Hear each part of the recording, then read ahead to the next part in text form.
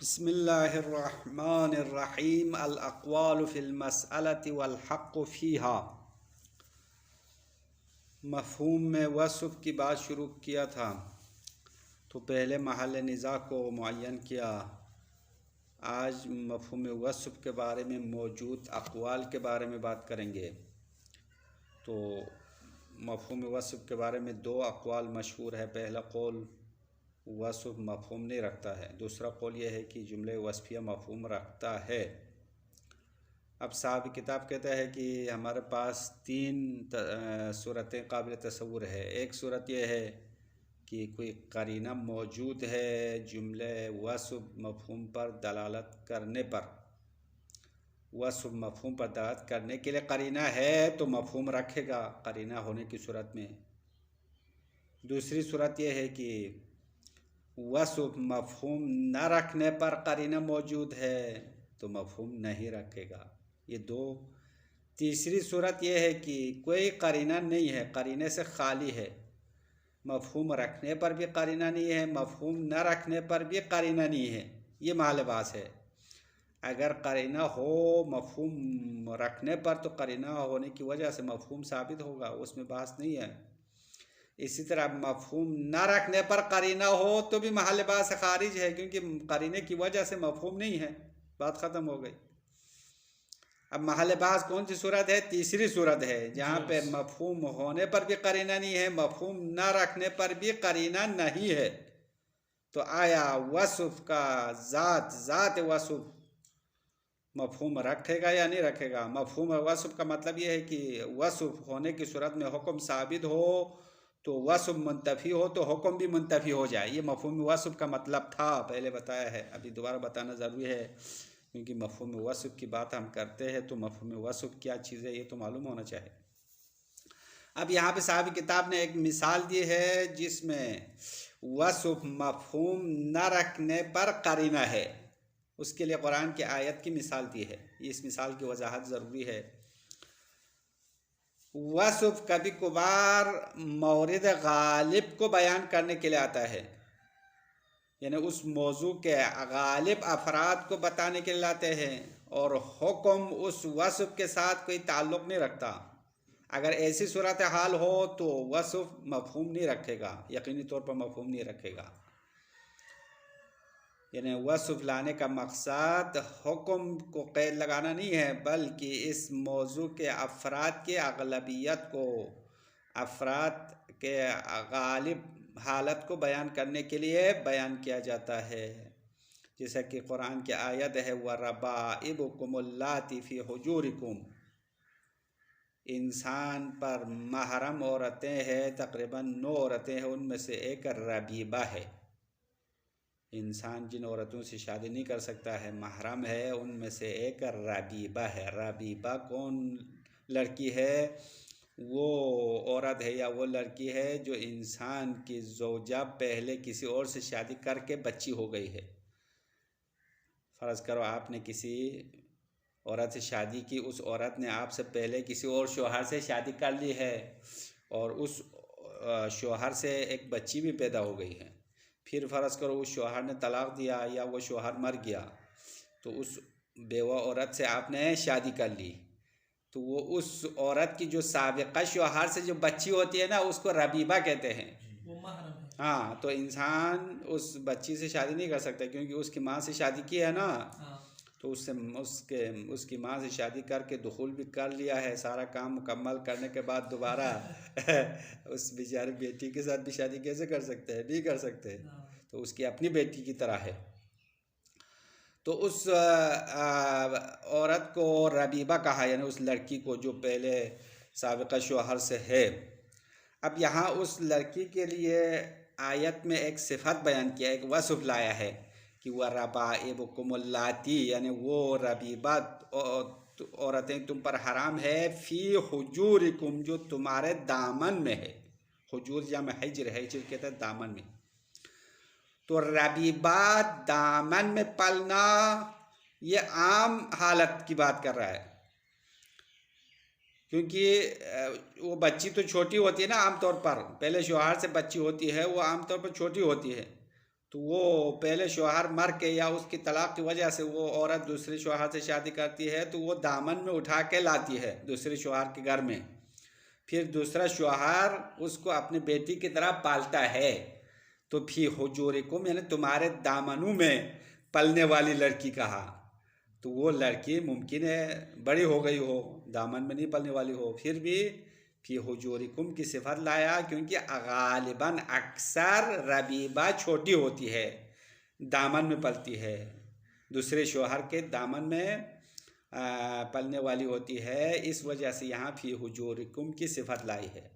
تو یہ فی حجورکم وصف مفہوم نہیں رکھے گا، اگر مفہوم رکھے گا تو معنی یہ ہوگا کہ اگر تمہارے دامن میں نہ پلے تو شادی کرنا جائز ہو جائے، یہ معنی نہیں ہوگا، کیونکہ ربیبہ کے ساتھ کسی بھی صورت میں شادی کرنا حرام ہے، چاہے تمہارے دامن میں پلے یا نہ پلے۔ تو یہ فی حجورکم کی صفت کیوں لایا؟ کیونکہ غالب ربیبہ چھوٹی ہوتی ہے اور وہ اس کی ماں جو ہے پہلے شوہر سے الگ ہو کر دوسرے شوہر سے جب شادی کرتی ہے تو اس کو اپنے دامن میں اٹھا کے لاتی ہے اور دوسرے شوہر کے گھر میں اس کو پالا جاتا ہے۔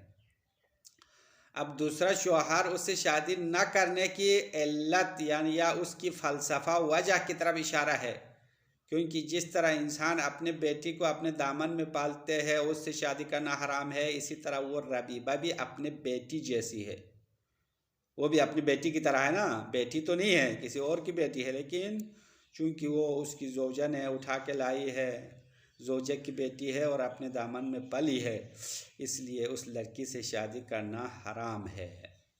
اب یہاں پہ جملہ وصف مفہوم نہیں رکھے گا، جملے میں مفہوم نہیں ہے، کیونکہ ربیبہ چاہے چھوٹی ہو چاہے بڑی ہو ہر صورت میں شادی کرنا حرام ہے، منع ہے، بس یہ وصف مفہوم نہ رکھنے کا قرینہ ہے۔ اب بعد میں صاحب کتاب نے فرمایا جملے وصف کے بارے میں دو نظریات مشہور ہے، ان میں سے ایک نظریہ جملے وصف مفہوم رکھے گا، جس جملے میں وصف آئے گا مفہوم رکھتا ہے، اور بعض علماء کا کہنا ہے مفہوم نہیں رکھتا۔ اما صاحب کتاب نے کہا جملے وصف مفہوم رکھنا اور نہ رکھنے کا جو اختلاف ہے اس کی بنیاد کسی اور بات پر ہے، یا اس اختلاف کی منشا اور اس کے نکلنے کی جو بنیاد ہے وہ کوئی اور بات ہے، اس کی وضاحت ضروری ہے، کیونکہ وصف کس کے لیے قید ہے یہ دیکھنا پڑے گا، کیونکہ ہمارے پاس چار چیزیں ہیں، چار باتیں معلوم ہونی چاہیے، پھر پتہ چلے گا جملہ وصف مفہوم رکھے گا یا نہیں رکھے گا۔ وہ چار چیزیں کیا ہے؟ حکم ہے نمبر 1، نمبر 2 متعلق حکم ہے، نمبر 3 موضوع حکم کہلاتے ہیں، نمبر 4 متعلق موضوع کہلاتے ہیں۔ یہ چار چیزیں، ان چار چیزوں میں سے کس کے لیے وصف لایا ہے یہ دیکھنا پڑے گا۔ ہاں، اب یہ چار چیزیں پہلے معلوم ہو جائے، حکم تو حکم ہے نا، معلوم ہے، واضح ہے، حکم یعنی جو خدا کی طرف سے کوئی چیز جال ہوتی ہے، کوئی یعنی دستور آتا ہے، اس دستور کو حکم کہتے ہیں۔ تو حکم دو قسم ہے، حکم وضعی بھی ہے، حکم تکلیفی ہے، احکام تکلیفی 5 ہے اور احکام وضعیہ بہت سارے ہیں۔ تو حکم دستور خدا ہے، شارع کی طرف سے جو دستور آیا اس کو حکم کہتے ہیں۔ ایک چیز ہوتی ہے موضوع حکم، حکم کا موضوع، کیونکہ حکم تو ہوا میں تو نہیں آتا ہے نا، کسی موضوع کے اوپر لاگو ہوگا، تو اس کو موضوع حکم کہتے ہیں۔ جیسے کہ الخمر حرام آپ کہتے ہیں تو یہاں پہ کیا ہے؟ موضوع کیا ہے؟ خمر ہے، خمر موضوع ہے، حرام حرمت حکم ہے۔ ایک چیز ہوتی ہے متعلق حکم، حکم کا متعلق کہلاتے ہیں، وہ موضوع سے الگ چیز ہوتی ہے، وہ ہے شرب۔ مثلا الخمر حرام جب آپ نے کہا تو خمر تو موضوع ہو گیا، لیکن خمر حرام ہونے کا کیا مطلب ہے؟ یعنی خمر پینا، تو یہ شرب جو ہے نا وہ متعلق حکم کہلاتے ہیں، یعنی فعل مکلف، دوسری عبارت میں مکلف کے افعال کو متعلق حکم کہلائیں گے۔ الخمر حرام یعنی شرب الخمر حرام، شراب پینا حرام ہے، یہ پینا یہ فعل ہے نا، مکلف کا کام، اس کو متعلق حکم کہلاتے ہیں۔ ایک چیز ہوتی ہے متعلق موضوع، یعنی موضوع جس سے مربوط ہے اس کو متعلق موضوع کہلاتے ہیں. جیسا کہ ہم نے یہاں پہ مثال آپ کے سامنے لکھا ہے اکرم زیدن العالمہ. یہاں پہ یہ 4 چیزیں موجود ہے. اکرم زیدن العالمہ، آپ اکرام کرو زید کا جو کہ عالم ہے. اب یہاں پہ حکم کیا ہے؟ وجوب ہے، وجوب اکرام، وجوب حکم ہے. موضوع کیا ہے؟ زید ہے، کیونکہ زید پر حکم آیا ہے، زید کا اکرام کرنا. تو حکم وجوب ہو گیا، موضوع کیا ہوا؟ زید ہو گیا. متعلق حکم کیا ہے؟ اکرام ہے. اکرام، اکرم سے جو فعل نکلتا ہے وہ اکرام، وہ کیا ہے؟ متعلق حکم ہے. متعلق موضوع، ہاں یہ کیا ہے؟ کہتے ہیں زید جس سے تعلق رکھتا ہے وہ متعلق موضوع کہلاتے ہیں. زید کس گروہ سے ہے؟ انسان کے گروہ سے ہے، تو یہ انسان متعلق موضوع ہے. زید کیا ہے؟ زید انسان ہے نا، زید انسان ہے، تو انسان اس مثال میں متعلق موضوع کہلاتا ہے. یعنی موضوع جس چیز کے ساتھ تعلق رکھتا ہے وہ متعلق موضوع ہے. ہاں، اب یہاں پہ وصف مفہوم رکھنا یا نہ رکھنے کے بارے میں صاحب کتاب کہہ رہے کہ یہ دیکھنا پڑے گا یہ جو صفت لایا نا العالمہ، یہ کس چیز کے لیے صفت ہے؟ آیا حکم کے لیے وصف لایا ہے، یا متعلق حکم کے لیے وصف ہے، یا موضوع کے لیے وصف ہے، یا متعلق موضوع کے لیے وصف ہے؟ یہ معین کرنا پڑے گا. پھر جا کے ہم بحث کر سکتے ہیں کہ آیا وصف مفہوم رکھتا یا نہیں رکھتا. تو کہتے ہیں کہ اگر ہم اس وصف کو حکم کا قید لگا دیں، حکم کے ساتھ قید لگا دیں، اگر وصف کی قید حکم کے لیے ہو یا دوسری عبارت میں حکم کے لیے وصف لایا ہو تو وصف مفہوم رکھے گا. حکم کے لیے قید ہونے کا مطلب یہ ہے کہ یہ حکم اکرام تب آئے گا جب زید عالم ہو. تو اس کا مفہوم کیا ہے؟ اگر زید عالم نہ ہو تو اکرام نہیں ہے، منتفی ہوگا نا. مفہوم وصف کا مطلب یہ ہے کہ زید عالم کا اکرام کرو. زید عالم ہونا چاہیے، اگر عالم ہو تو اکرام ہے، اگر عالم نہ ہو تو اکرام نہیں ہے. تو یہاں پہ العالمہ کا جو وصف ہے اگر وجوب کے ساتھ قید لگا دے، حکم کے ساتھ قید لگا دے تو وصف مفہوم رکھے گا.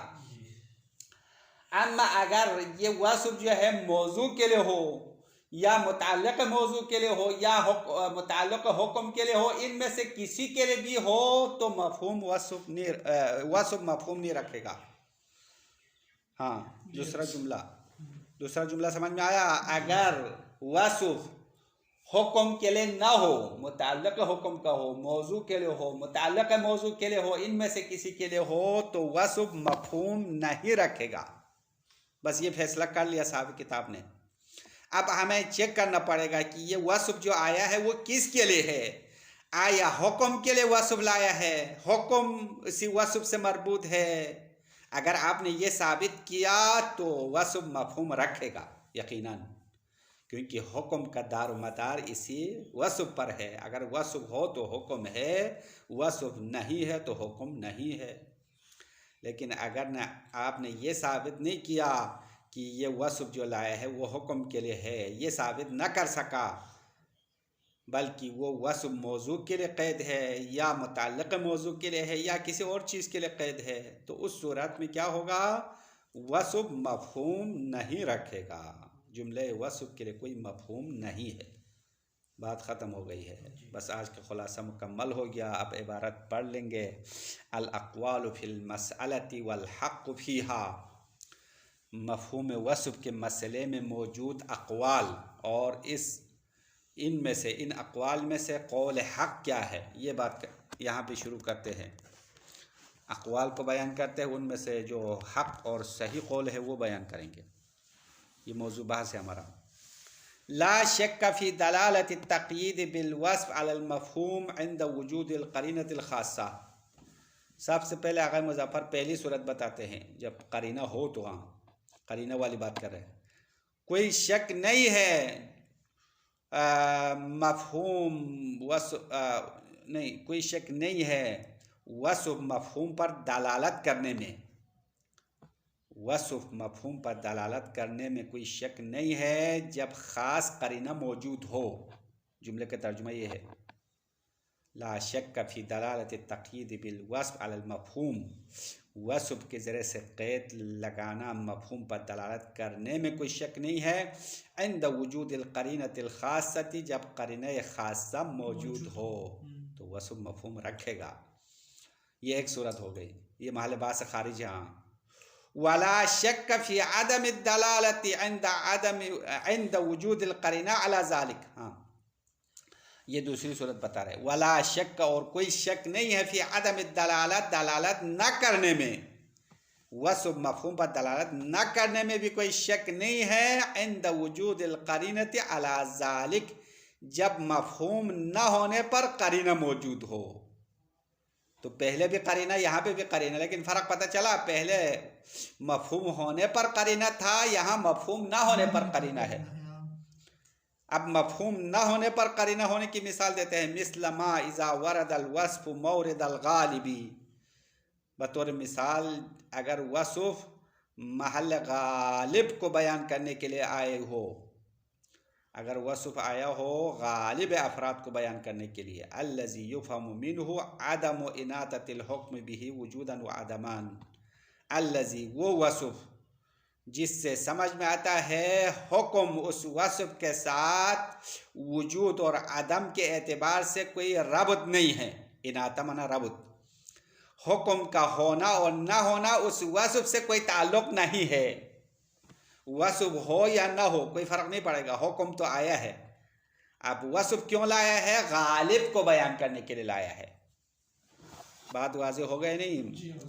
وصف کیوں لایا؟ اس موضوع کے افراد کے غالبیت اور اکثریت کو بیان کرنے کے لیے لایا ہے، اور حکم اس وصف کے ساتھ وجود اور عدم میں کوئی تعلق نہیں ہے، اناطہ نہیں ہے، اناطہ یعنی ربط نہیں ہے۔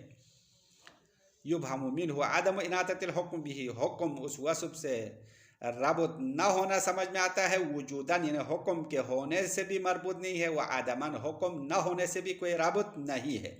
اب اس کی مثال دیتے ہیں، نحو قولہ تعالیٰ، جیسا کہ اللہ کا فرمان ہے، وَرَبَائِبُكُمُ اللَّاتِي فِي حُجُورِكُمْ، تمہارے اوپر حرام ہے وہ ربیبہ عورتیں، اللاتی فی حجورکم، وہ لڑکیاں، وہ عورتیں جو تمہارے دامن میں ہے، تمہارے دامنوں میں پلنے والی ہے، ربیبہ ہے۔ اب ربیبہ کے بارے میں میں نے خلاصے میں وضاحت کیا، تو یہ ربیبہ کے لیے حجورکم صفت لائے ہے، تو فَإِنَّهُ لَا مَفْهُومَ لِمِثْلِ هَذِهِ الْقَضِيَّةِ مُطْلَقًا، تو بے شک اس جیسے قضیوں کے لیے مطلقاً مفہوم نہیں ہے، اس کے لیے کوئی مفہوم نہیں ہے۔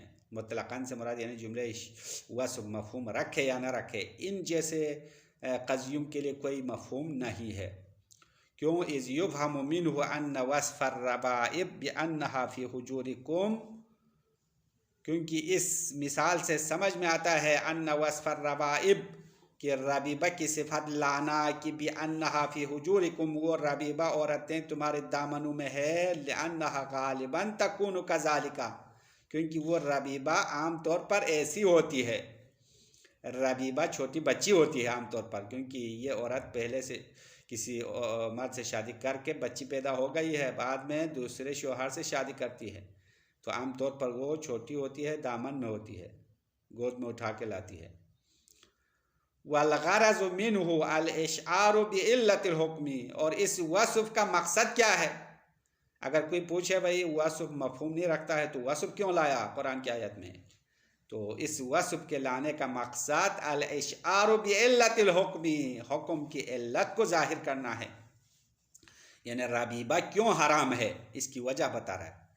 کیوں؟ اذ ان اللاتی تربی فی الحجور تکون کالبناتی، کیونکہ وہ لڑکیاں جو آپ اپنے دامن میں پالتے ہو، یہ تکون کالبناتی، یہ اپنی بچیوں کی طرح ہے، اپنی بیٹی کی طرح ہے۔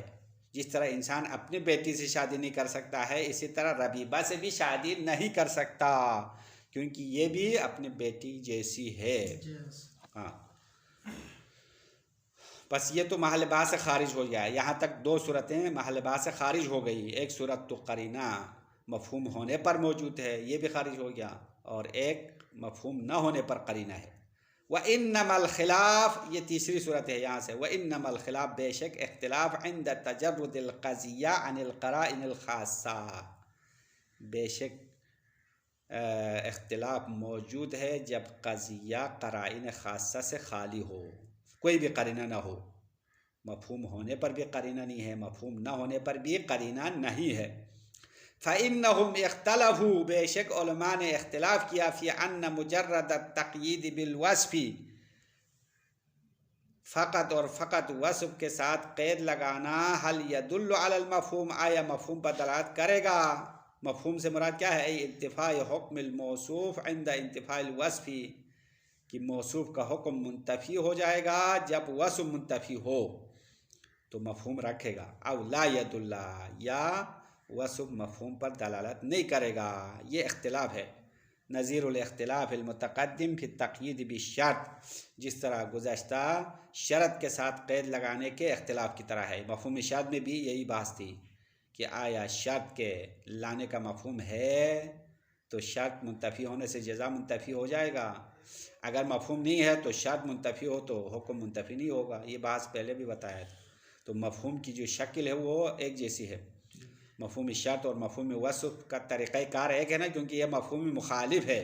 مفہوم مخالف کے 6 اقسام تھے، ان میں سے پہلا مفہوم شرط، دوسرا مفہوم وصف کی بات کر رہے ہیں۔ وَفِي الْمَسْأَلَةِ قَوْلَانِ، اور اس مسئلے میں 2 اقوال ہے، وَالْمَشْهُورُ الْقَوْلُ الثَّانِي، ان 2 اقوال میں سے جو مشہور ہے دوسرا قول ہے۔ دوسرا قول کیا ہے؟ وَهُوَ عَدَمُ الْمَفْهُومِ، وصف مفہوم نہ رکھنا مشہور قول ہے۔ وَالسِّرُّ فِي الْخِلَافِ يَرْجِعُ، اب یہاں سے آغا مظفر اس اختلاف کی جو راز ہے وہ کھولنا چاہتے ہیں، کیونکہ آغا مظفر کا ایک عام طریقہ یہ ہے کہ ہر اختلاف کی منشا اور اس کا جڑ ہے وہ نکالتے ہیں، کیونکہ اختلاف کی جڑ نکالے تو پھر مسئلہ حل ہو جائے گا نا جلدی، کیونکہ کہیں پہ بھی جھگڑا ہو جائے تو جھگڑے کی کوئی وجہ ہوتی ہے نا، ایک بنیاد ہوتی ہے، ایک بنیاد پر اختلافات ہوتے ہیں تو بنیاد نکالنا ہوتا ہے، تو بنیاد نکال کے دیکھے تو مسئلہ حل ہو جائے گا جلدی۔ تو مفہوم وصف میں بھی اختلاف کیوں ہوا؟ تو اس اختلاف کا راز یہ ہے کہ ہم دیکھنا یہ ہے کہ آیا وصف حکم کے لیے قید ہے یا موضوع کے لیے ہے، یا متعلق حکم کے لیے ہے یا متعلق موضوع کے لیے ہے، کیا ہے یہ دیکھنا پڑے گا۔ وَالسِّرُّ فِي الْخِلَافِ، اس اختلاف میں راز اور سر یہ ہے، یرجع الی ان التقیید المستفاد من الوصف هل هو تقیید لنفس الحکم، کہ اختلاف کا راز اس مطلب کی طرف پلٹ جائے گا کہ آیا قید جو وصف سے فائدہ ہوتا ہے آیا وہ قید ہے خود حکم کے لیے، اے ان الحکم منوط به، یعنی وصف حکم کا قید ہے کا مطلب یعنی حکم اس وصف سے مربوط ہے، یہ ایک صورت ہے۔ او انہ تقیید لنفس موضوع الحکم، یا وہ وصف خود موضوع کے حکم سے مربوط ہے، حکم سے مربوط نہیں موضوع کے ساتھ مربوط ہے۔ او متعلق الموضوع، یا موضوع کے متعلق سے مربوط ہے، بی اختلاف الموارد، موارد مختلف ہونے کے ساتھ۔ تو وصف کہیں پہ آئے تو یا حکم کے لیے وہ قید آئے گا، یا موضوع کے لیے آئے گا، یا متعلق موضوع کے لیے ہوگا۔ فیکون الموضوع او متعلق الموضوع هو المجموع المؤلف من الموصوف والوصف، بس اگر وصف موضوع یا متعلق موضوع کے لیے قید ہو تو کیا ہوگا؟ موضوع یا متعلق موضوع مل کر مجموع وصف اور موصوف مل کر قرار پائے گا، یعنی موضوع فقط موصوف نہیں ہوگا بلکہ موصوف اور وصف دونوں مل کر حکم کا موضوع بن جائے گا، یا متعلق موضوع اور وصف اور موصوف سب مل کر حکم کا موضوع قرار پائے گا۔ فیکون الموضوع او متعلق الموضوع، پس موضوع یا متعلق موضوع ہوگا، کیا ہوگا؟ هو المجموع المؤلف من الموصوف والوصف، موصوف اور وصف سے مل کر تالیف ہوگا اور اس کا مجموعہ موضوع قرار پائے گا۔ فإن كان الأول، اب یہاں پہ صاحب کتاب نے اوپر 3 حالت بتایا، یا حکم کے لیے قید ہے، یہ پہلی صورت یہاں، اگر وصف حکم کے لیے قید ہو تو وصف مفہوم رکھے گا۔ فإن كان الأول، اول سے مراد واضح ہو گیا، یعنی اگر وصف کس کے لیے قید ہو؟ حکم کے لیے قید ہو تو فإن التقیید بالوصف یکون ظاہرا، تو وصف کے ذریعے سے قید لگانا یہ ظہور رکھے گا فی انتفاء الحکم عند انتفاعہ، حکم منتفی ہونے میں ظہور ہوگا جب وصف منتفی ہو جائے، بمقتضی الاطلاق، اطلاق کے تقاضا کے مطابق، کیونکہ جب حکم کا دار و مدار، حکم کا ارتباط وصف سے ہے تو وصف ہو تو حکم آئے گا، اگر وصف منتفی ہو تو حکم منتفی ہو جائے گا، کیونکہ مولا نے یہاں پہ قید نہیں لگایا، مطلق کلام مطلق لایا ہے۔ لأن الاطلاق یقتضی، کیونکہ کلام کا مطلق ہونا تقاضا کرتا ہے، بعد فرض اناطۃ الحکم بالوصف، کہ بعد از اینکہ ہم نے حکم کو وصف سے مربوط ہونا فرض کیا ہے، ان الاطلاق یقتضی انحصارہ، یہ انحصارہ یقتضی کا مفعول ہے، درمیان میں جملے معترضہ لائے ہیں، تو اطلاق تقاضا کرتا ہے انحصارہ فیہ، حکم وصف میں منحصر ہونے کا، حکم وصف میں منحصر ہونے کا تقاضا ہے، مطلب یہ حکم فقط اسی وصف کی صورت میں ہے۔